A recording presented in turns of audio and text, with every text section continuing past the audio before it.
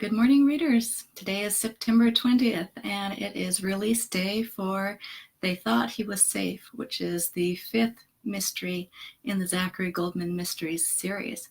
I'm releasing number 5 this month, number 6 in October, and number 7 in November. So you can order or pre-order all three of those right now.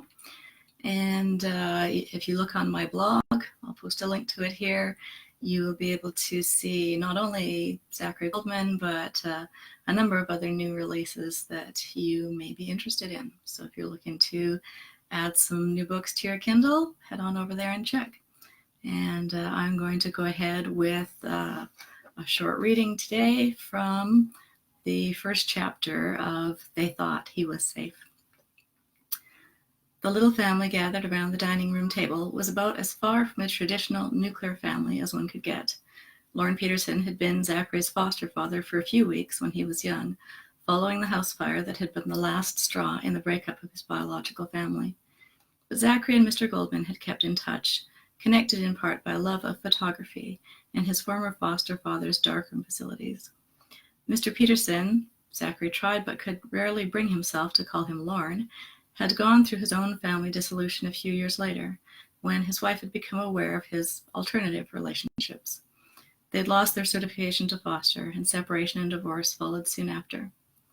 Zachary remembered the initial shock when he had stopped in to visit Mr. Peterson and get some film developed, and he realized that Pat, the other man in the apartment, was not a neighbor who'd stopped in for coffee, but Mr. Peterson's partner.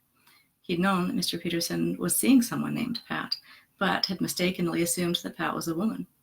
More than 20 years later, Lorne and Pat were still together, and society had changed enough that they were able to live together openly in the mainstream rather than keeping their relationship quiet.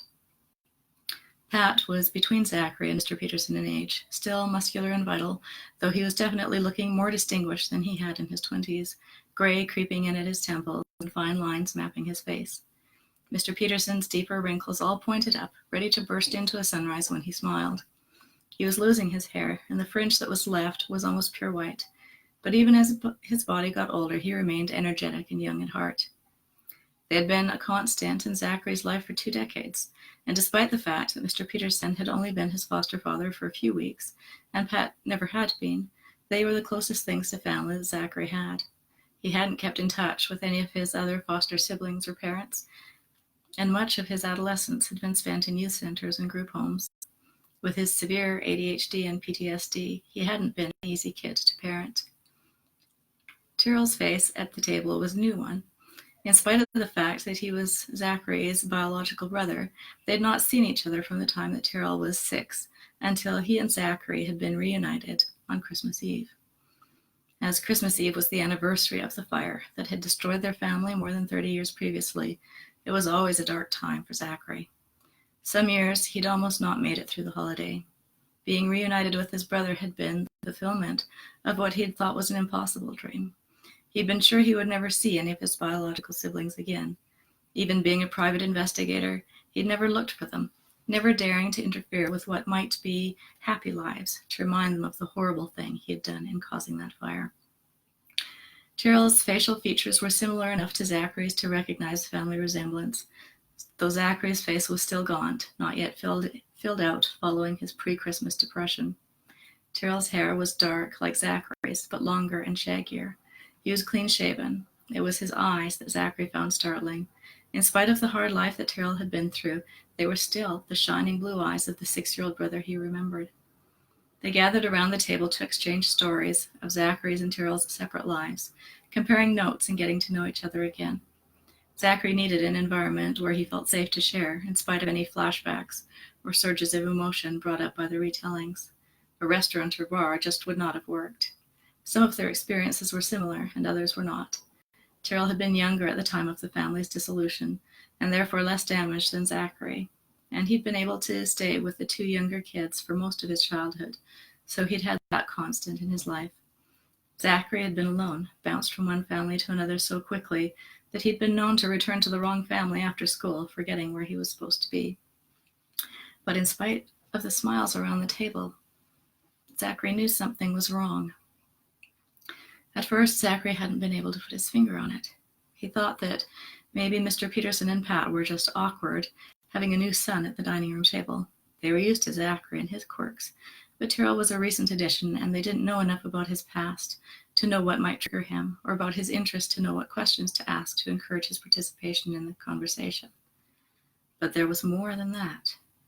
There were a number of looks exchanged between Lorne and Pat that didn't seem to follow the rhythm of Tyrrell's participation in the conversation. Mr. Peterson put his hand over Pat's as they ate, something Zachary had rarely seen him do at the table. Their natural cheer was diminished, as if there were something pulling them away from the conversation to think sad thoughts, like someone who'd recently lost a loved one but was trying to act unaffected. He watched the two of them more closely, but didn't call them out in front of Tyrrell. Obviously, whatever was going on was something they didn't want to share with Tyrrell, maybe not with Zachary either. Tyrrell didn't know Pat and Lorne like Zachary did, and didn't seem to notice anything amiss. He tried to catch Zachary's eye. "Do you remember that?" Zachary hadn't realized how distracted he'd become from Tyrrell's story. He licked his lips. Sorry, I missed that." Tyrrell looked at him for a minute, nonplussed. He shook his head. "About time to top up your Ritalin?" Not taking any ADHD meds right now," Zachary admitted. "Sorry." "I didn't mean," Tyrrell flushed pink. "I wasn't serious. It was just supposed to be a joke, because you were distracted."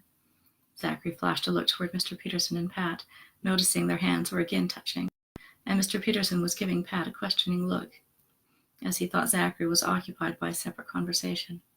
Zachary swallowed. "I try to only take them if I really need to focus on something. I don't like to have to take them all the time, and they can interfere with other meds, so I just take them when I really need to." "I didn't mean you to take it seriously." "What were you talking about that I missed?" Tyrrell looked like he didn't want to cover the same ground again. Mr. Peterson put down his fork and jumped in. "It was about your sister Jocelyn. I gather she was sort of a second mother to you guys?" Zachary nodded, glad to segue to something in the past rather than focusing on the issues he still battled. "Yeah, she was bossy. I resented it because, well, who do you think got most of that bossiness? It wasn't the little guys. She was pretty patient with them. But me, she figured I was old enough that I should have figured out how to behave myself.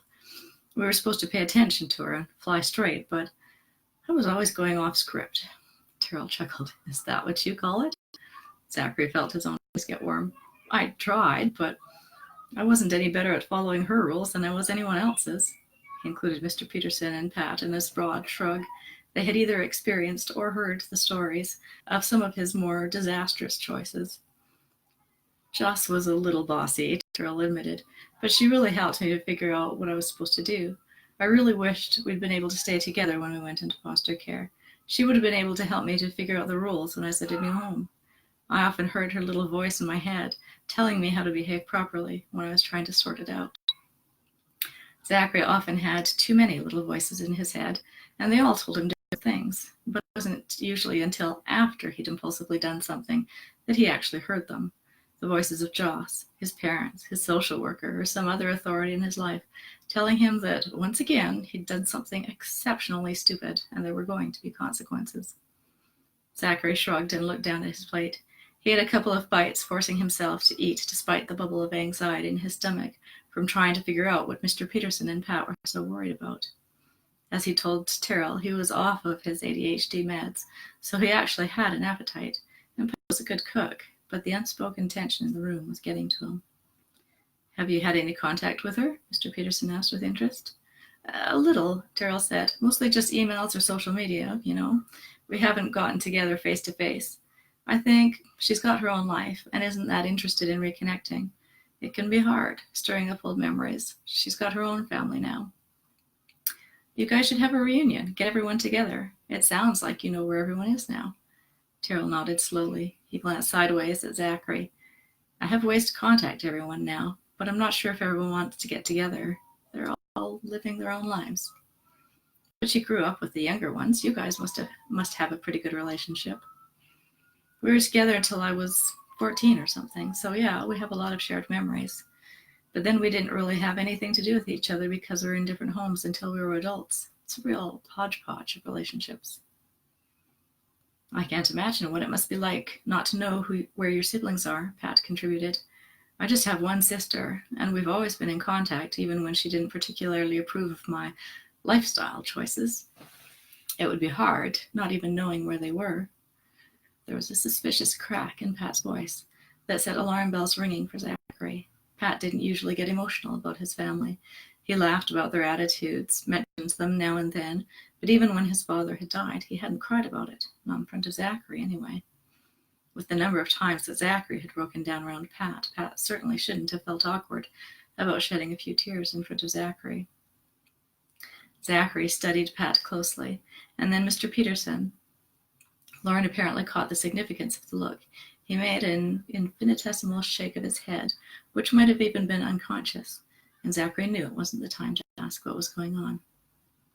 I guess it's a different experience, Tyrrell agreed, but I've never known anything else. So for me, it's just the way families are.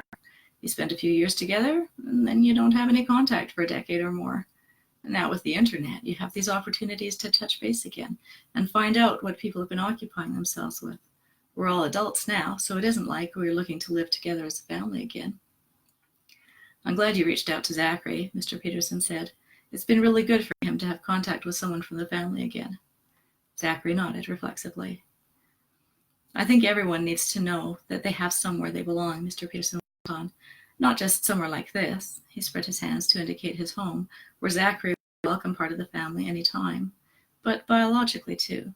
I've heard that a lot of people who are foster or adopted kids really miss that biological connection, even if they never met their biological family before. There's just a hole where they feel like they don't belong or aren't part of the family who raised them. Zachary let his eyes linger on Mr. Peterson for a few moments. It was only natural that as a foster parent he'd be aware of the needs of foster kids to find some kind of genetic connection. But he didn't want Mr. Peterson to feel like he hadn't been a good enough parent or friend to Zachary. Tyrrell gave a shrug. I guess so. I always knew I had biological siblings out there, even parents, if I wanted to look for them. But I was more interested in building a family of my own, getting married, having kids. I guess that was my way of having a genetic connection with someone, my own kids. Zachary felt a pang. He hadn't told Tyrrell his own history with his ex, Bridget, and the issues that she'd had with having children. Zachary had always thought that he would have a family, a house full of kids to remind Zachary of the family that he'd lost, to make up for the pain that he'd caused. Even though Bridget had said from the start that she didn't want kids, he'd thought that she would change her mind. That biological clock would start ticking. She would see what a great father Zachary would make, and she would decide it was time. He'd been sadly mistaken, and things had not ended well. Mr. Peterson flashed a look at Zachary, knowing the history. Maybe that too was a part of what he had read, how kids with no biological heritage longed for children of their own. Maybe it was an established pathological desire. All right, well, that's it for my excerpt from They Thought He Was Safe. Head on over to my website or to Amazon and buy your copy today. Thank you.